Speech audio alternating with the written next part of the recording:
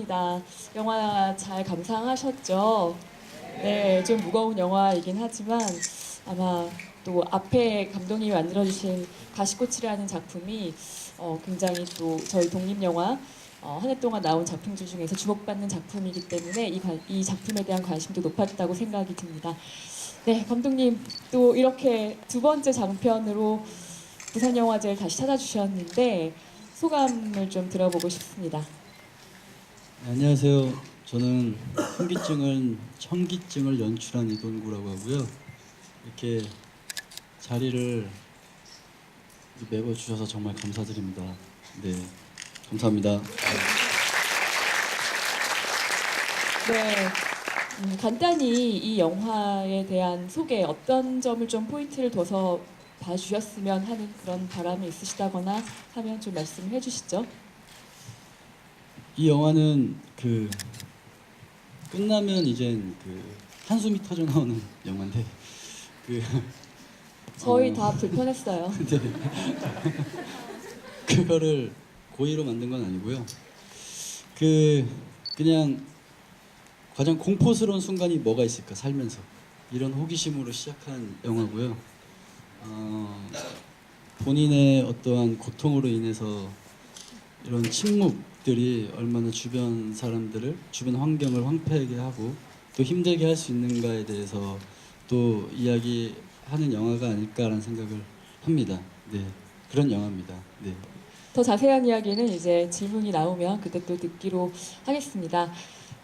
그러면 바로 객석으로 마이크를 넘겨서 네, 질문을 받아보도록 하겠습니다. 질문 있으신 분은 손을 들어서 표해 주시면 저희가 가시꽃이라는 작품이 300만 원이라는 저예산을 들여서 만든 작품이었고 그것을 굉장히 많은 화제가 됐었고 그래서 부산영화제 상영 이후에 또 베를린까지 가셨잖아요. 네, 근데 이 작품은 좀 그보다 훨씬 버짓이 큰 작품이라고 들었는데 이 작품 만들기까지 어떤 제작 과정을 좀 설명해 주시죠. 제작비가 훨씬 더 많이 가시꽃보다 적을 수는 없죠 사실은. 근데 훨씬 더 많이 이제는 투입이 된 영화인데 몇 배 정도 들었죠? 얼마 정도? 가시꽃이 너무 저예산이다 보니까 100배 100배, 3억. 예. 근데 네. 가시꽃보다 더 힘들었던 것 같아요. 네. 왜 재정적으로요? 재정적으로라기보다는 정말 많은 스태프 분들과 같이 또 이런 또 활동을 하시던 분들하고 같이 이렇게 하려다 보니까 가시꽃 때는 정말 제 마음대로 한 영화거든요. 그거는 네, 제가 뭐 찍고 싶은 대로 찍었던 영화인데 그런 부분이 좀 많이 부담이 됐었던 것 같아요. 예. 뭐 그런 거 빼고는 뭐 다 대하는 자세나 이런 거 뭐 똑같았기 때문에 뭐 다른 점은 없습니다. 네. 캐스팅할 때 지금 굉장히 쟁쟁한 사실 배우분들을 모시게 됐는데 어려움은 없으셨나요? 사실 어려움이 말도 안 되게 없었어요. 예. 캐스팅이 굉장히 빨리 됐습니다.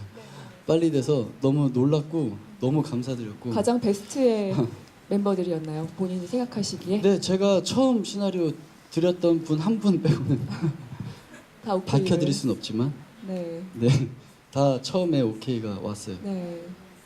정말 그냥 진행비 받고 하셨거든요. 그래서 너무 감사드리죠. 네. 질문이 준비되셨습니까? 네, 여기 앞에 분. 부산에서 영화 공부하고 있는 학생인데요. 첫 번째는 그 알프레드 히치콕 감독의 현기증이 또 있잖아요. 그 현기증 영화에서 이제 감독님이 연출을 시작할 때 약간이나 혹은 뭐 이렇게 약간 착용하시거나 혹은 모티브로 따온 것이 있는지 궁금하고요. 두 번째는 이제 아기가 죽고 나서부터 계속 감정을 끝까지 계속 극단으로 계속 몰아가는 그게 어떤 부분에서는 약간 좀 거북할 정도로 좀 계속 몰아가셨는데 그것이 이제 그 사건이 시작된 이후로 그것도 이제 연출하신 처음부터 이제 계획된 건지 아니면 하다 보니까 이렇게 좀 나온 건지 네, 두 가지가 궁금합니다. 네. 그 알프레드 히치콕 감독의 현기증과는 다르죠. 제가 사실 그 영화를 못 봤습니다. 아, 네. 네. 원제도 다르잖아요. 예, 그렇죠? 전혀 뭐 어떤 내용인지 몰라요, 사실은. 그리고 근데 이거는 현기증이라 이름을 줬을 때 많은 분들이 반대를 하셨죠. 그 엄청난 작품이니까 괜히 이거 찌그러지는 거 아니냐 옆에 껴있다가 그런 얘기 많이 했는데 이 영화는 현기증이라는 거를 버릴 수 없어요. 현기증으로 인해서 모든 게 시작된 영화이기 때문에 그렇게 제목을 준 겁니다. 그리고 두 번째로는 처음부터 끝까지 이제 좀 약간 불편한 부분이 있는데 저는 그냥 그것마저 일상이라고 생각을 해요. 그러니까 이렇게 찍으면서도 더 이렇게 해야지라는 생각 전혀 없고 그냥 처음부터 아예 이렇게 돼 이렇게 나올 거야라고 다 짜놓은 상태였고요. 이게 여기서 굳이 뭐 한번 뭐 쉬어준다든지 뭐 쉴 수 있는 뭔가 호흡을 준다든지 뭐 이런 필요가 없다고 생각을 해요, 사실은. 왜냐하면 정말 이게 실제라면 이게 그냥 이렇게 될 거거든요. 그런 생각을 저는 해서 거기에 충실해서 영화를 찍었습니다. 네. 네, 그 영화 그런 부분들이 바로 이 영화를 보는 좀 포인트가 되는 것 같아요. 항상 페이틀에서도 가시꽃에서도 좀 느꼈지만 정말 물샐 틈 없이 이렇게 사람을 몰아가는 거 있죠, 끝까지. 그런 어떤 긴장감의 유지가 감독님의 영화를 바라보는 어떤 포인트가 되지 않을까 하는 생각이 듭니다. 네, 다음 질문 받아보겠습니다. 네, 요 제 취향의 영화 정말 잘 봤고요. 제 눈치랑 정말 좋아하거든요. 근데 다른 모든 장면들은 분명히 있어야 될 이유가 있다고 생각을 하는데 저는 그 송일국 씨가 그 노래방 가는 부분 있잖아요. 그 부분은 영화에서 뭐 그렇게까지 뭐 필요한 부분이 아니었나 생각이 들거든요. 그 부분을 넣으신 의도가 무엇인지 궁금합니다. 저는 그 부분이 제일 필요하다고 생각했어요. 농담입니다.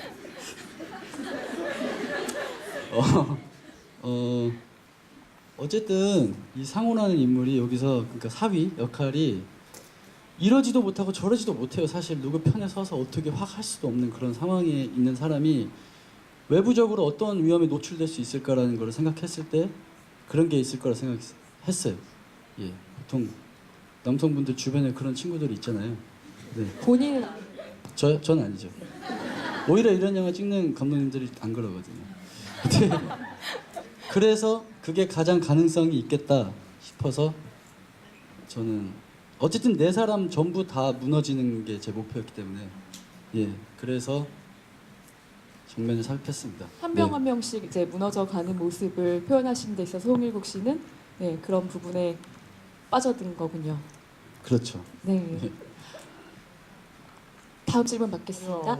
한뭐샷 같은 거 봤을 때 보통 핸드헬드가 많이 쓰이고 이제 어느 시점부터 꽃잎이가 죽은 시점부터가 그때부터 핸드헬드가 되게 많이 줄어들었는데 그거는 어떤 걸 의도하신 건지 궁금하고요. 그리고 나중에 맨 나중에 그 아이가 소파에 누워 있는 그런 샷이 있잖아요. 거기서 이제 그거는 열린 결말을 위한 건지 아니면은 그게 어쩌면 환상이었는지 그거 결말에 대한 의도도 좀 듣고 싶어요. 결말은 아이가 누워 아니라 도지원 씨가 누워 있는 도시 네, 선생님. 아이가 예, 아니었습니다. 거기서 네. 그거는 이 영화의 모든 거를 설명해 주는 한 장면이라고 생각을 해요. 이 어머니는 치매로 인해서 그렇게 된 게 아니고요. 그냥 그때 공포심 때문에 카오스 상태가 온 거죠. 어린아이처럼 지능이.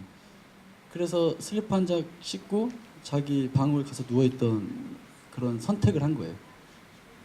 아기가 죽었는데 그거는 그 상상이 아니고요. 실제로 있는 일로 예 그러니까 그렇게 본인이 좀 알츠하이머에 걸린 상태인 것처럼 보이게 하기 위해서 네네 꾸몄다는 그런 말씀이시죠? 얄팍함이 있지 처음에는 김연 선생님이 이거 말이 돼 하셨는데 일주일 후에 연락이 오셨어요. 이럴 수도 있겠다. 진짜 너무 무서우면. 그래서 제가 더 확신을 갖고 이 장면을 찍었던 기억이 나고요. 너무 네, 즐거웠습니다. 핸드헬드는 좀 예리하신 것 같은 느낌이 좀 있는데 어쨌든 수님이 그 꽃잎이 앞에 있는 건 자기 상상에 나오는 꽃잎이고 자기가 하고 싶었던 이야기를 꽃잎으로 투사해서 얘기하는 건데 거기서는 그냥 느낌상 좀 정적이었으면 좋겠고 그 핸드헬드보다는 픽스가 더 맞는 것 같아서 뭐 그런 의도에서 촬영을 했습니다. 네. 네, 대답이 되셨죠? 네, 질문 또 받을게요. 공부하는 학생인데요. 어머니에 의해서 다 죽었잖아요. 근데 그런 거 어떻게 죽었는지 다 보여줬는데 아기는 그러니까 아기의 모습을 안 보여줬거든요 처음에. 그러니까 아기가 이렇게 죽었잖아요. 근데 그거를 안 보여줬어요. 그래서 왜 안 보여주셨는지. 아기가 죽는 장면을 안 보여줬다는 얘기인가요? 그 실제로 안 보여줬다는 그걸 말씀하시는 거예요. 아, 그게 원래 부감으로 찍었었어요. 직부감으로 아기가 둥둥 떠 있는 거를 찍었었는데 그 덤이 티가 너무 많이 나서 그래서 오미트 시켰습니다. 네, 아, 원래 넣고 싶으셨다는. 넣고 싶었던 장면이죠. 그렇군요. 그럼 기술상의 문제로. 기술상의 문제로. 아, 그렇군요. 기술상의 문제로. 네, 이런 질문 너무 좋아요. 네, 이쪽에 혹시 또 질문하실 분 계신가요? 네, 여기 가운데 분이 또 여기 남자분. 저는 음악에 관심이 있었는데 계속 이 진행되는 동안 OST가 한 번도 없었어요. 근데 이제 마지막으로 이제 순이 교수가 이제 식사를 대접하기 전에 짧게 이제 약간 하늘 배경이 약간 나오면서 OST가 이게 처음이자 마지막으로 등장한 것 같았거든요. 근데 그때 그 장면에서 꼭 음악을 넣으셨던 이유가 뭔지, 그리고 또 앞에는 왜 OST가 없었는지는 그 내용이 궁금합니다. 원래 OST가 10곡이 있었어요. 근데 제가 마음에 안 들어서 다 뺐습니다. 그랬는데 다시 넣었어요. 지금 버전은 없는 건데 저희가 국내 개봉을 하거든요. 언제쯤? 예, 11월 6일입니다. 네, 곧 네. 하네요. 그때는 음악이 다 나오는 버전으로 상영이 돼서 저도 그걸 틀고 싶었는데 DCP 교체가 갑작스럽게 안 된다고 해서 뭐 당연하죠. 저 전날에 얘기했으니까.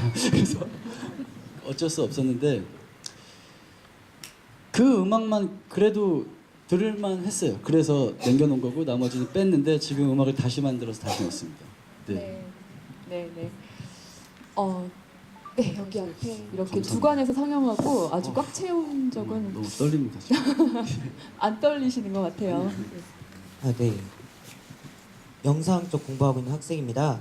네, 영화를 보면은 이제 딱 한 부분 비 오는 부분 빼고는 대부분 날씨가 굉장히 맑았던 걸로 기억하는데 혹시 배경은 정말 그러니까 영화 자체는 사람을 극적으로 몰아가고 이러는데 너무 비극적이었었고 근데 날씨는 대조적으로 너무 맑았고 딱 한 장면을 빼면 너무 맑았는데 혹시 그걸 촬영을 하면서 어려운 점 없었는지 그게 제일 궁금하고요. 혹시 촬영할 때 했다면은 하루에 몰아서 했는지 아니면은 물론 몰아서 하진 않았겠죠. 근데 어떻게 촬영했는지 그래 궁금해서 비가 오고 나면은 이제 날마다 촬영하는 이게 다르니까 빛이라는 게 다르니까 그래서 그게 좀 궁금합니다. 네.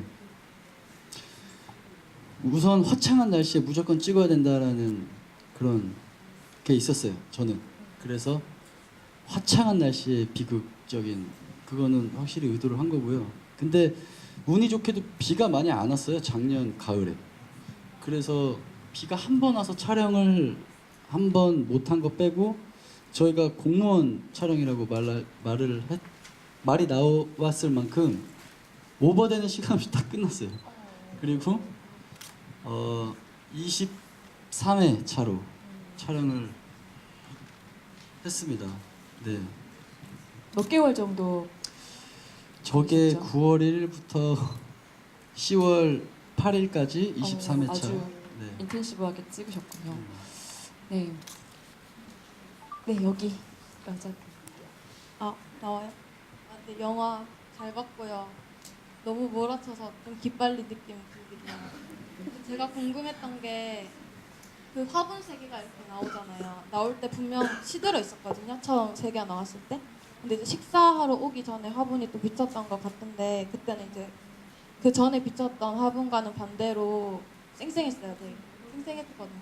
그걸 뭘 의도하고 싶으셨는지 분명 의미가 있을 것 같아서. 의미는 나름 있죠. 모든 장면에. 근데 그거는 수님이 과거를 상상하는 거잖아요. 회상. 즐거웠던 꽃님이가 피아노 치고 뭐 사위랑 큰딸이 소파에 누워서 그때 당시에 그냥 시간대 화분이에요. 그래서 수님은 이렇게 이런 때를 지금 그리워하고 있다. 지금 다 파괴되어 있지만 이럴 때를 그리워하고 있다. 그런 의도에서 있죠. 네. 네, 정확한 의도가 있었네요. 네, 또 질문 받아보겠습니다. 좋은 영화 보여주셔서 감사합니다. 네, 저는 그냥 순수하게 영화 보러 왔는데 현기증이란 영화가 이런 영화일 줄 몰랐어요. 네, 그래서 딱 보고 나서 이제 GB가 있다고 하길래 이제 감독님께 여쭤보고 싶은 것도 있고 해서 왔습니다. 근데 제가 조금 이해가 안 됐던 부분이 일단은 그 되게 그 공포에 대한 그 순간이나 그런 현실적으로 봤을 때는 그 순간이 제일 무섭고 두렵고 죽고 싶은 순간이라고 생각을 하는데 만약 어머니 입장에서는 마지막에 그 화장실에서 그 씬이 반전적인 그 의미가 담겨 있다고 생각을 했어요.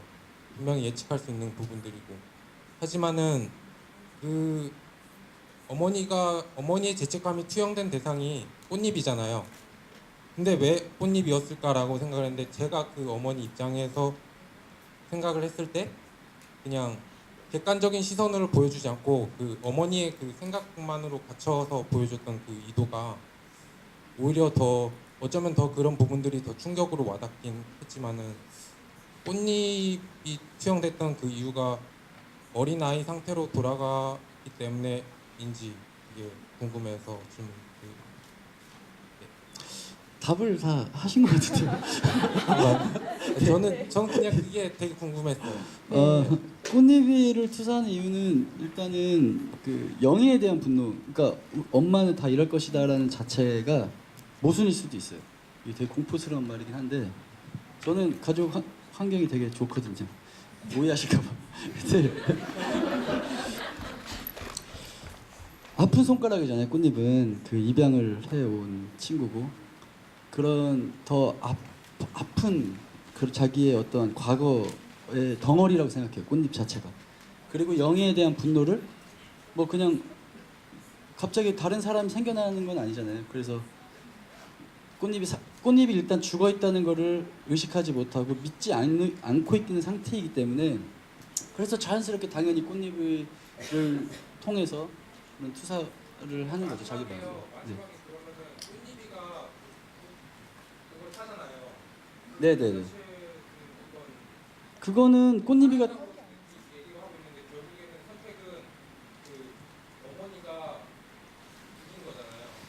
그렇죠. 그러면 이해 안 된 상태로 남을 수밖에 없어요. 왜냐면 이 영화가 왜냐면 엄마가 탄 거예요.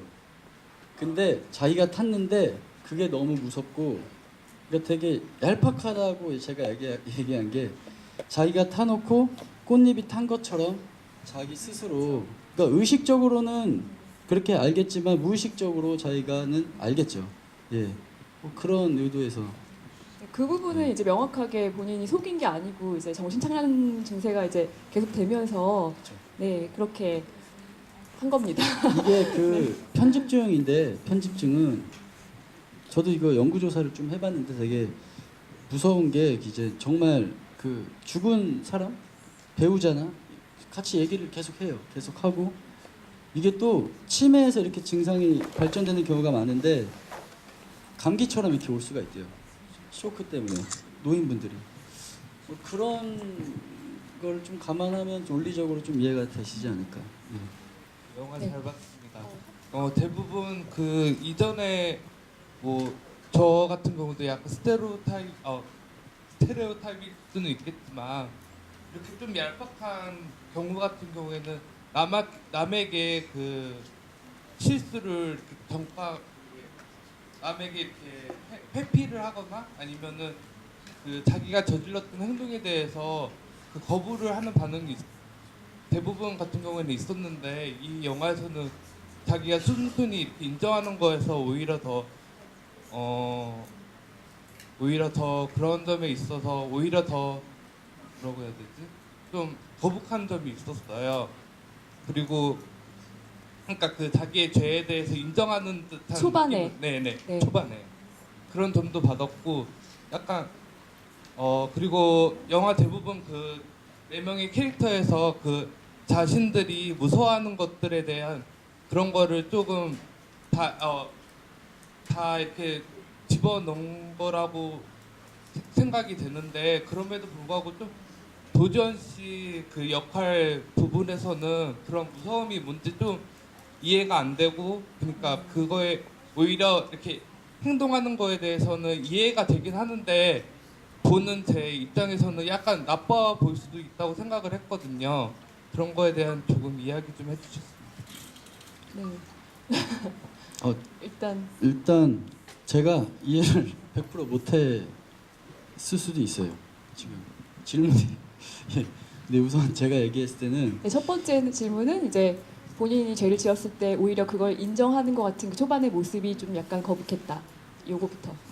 수님이 말씀하시는 거죠. 네, 그렇죠.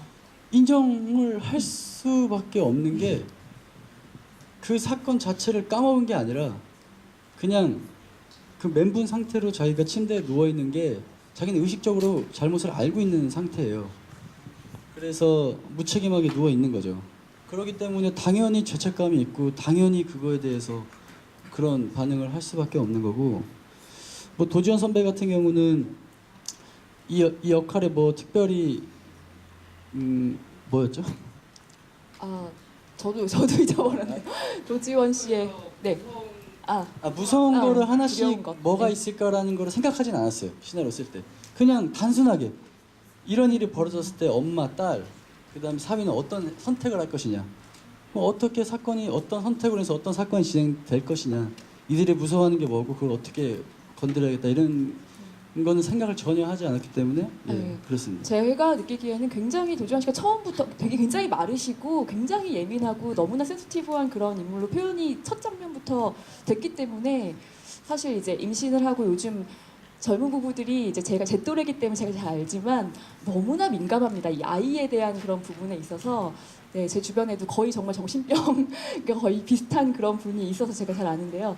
네, 그런 부분이 저는 설명이 됐다라고 저는 생각해요. 좀 이 그런 젊은 부부들이 요즘 갖고 있는 아이에 대한 애착이라든가 집착 같은 것들을 보면은 네, 제가 이야기로는 그랬습니다. 그러니까 이제 시간이 다 됐는데요. 사실 이동구 감독님 하나만요. 시간이 될까요? 네, 간단한 거 하나만. 단어 올라갈 때 보니까 리뷰 짠도 과학부에서 지원을 받으신 것 같더라고요. 어떻게 받으실 수 있었는지. 저는 모르겠어요. 제작팀이 알고 있기 때문에 예, 죄송합니다. 프로듀서분이 유능하신 분을 네, 그 어떻게 두셨군요. 되게 열심히 받은 것 같아요. 네. 죄송합니다. 네, 좋은 프로듀서를 만나면 받을 수 있습니다. 창조과학부에서. 네, 이동구 감독님 사실 이제 가시꽃이랑 이번 작품까지 지금 한국 영화의 비전 부분에서 소개가 되고 있는데요. 참 비전 부분 지금 아직까지는 그렇게 유명한 분들이 아니시지만 이렇게 가장 멋진 저는 이 부문이라고 생각을 해요. 왜냐하면 이분들이 영화를 만들어 가시는 초반부터 우리가 함께 이분의 어떤 감독으로서의 여정을 함께 할 수 있는 그런 부문이잖아요. 그래서 저도 이제 2년 전에 벌써 이동구 감독님을 만났고 그때 정말 깐느에서 영화제에서 나오셔서 저에게 이제 명함을 주면서 좀 연결을 해달라 이런 어떤 경험을 하면서 저에게도 정말 큰 추억이 됐는데요. 앞으로 이동구 감독님 정말 좋은 영화 많이 만드실 수 있도록 오늘 영화 보신 분들 함께 응원해 주시고 오늘 감사의 박수로 마치도록 하겠습니다. 감사합니다. 오늘 감사합니다. 끝까지 자리해 주세요.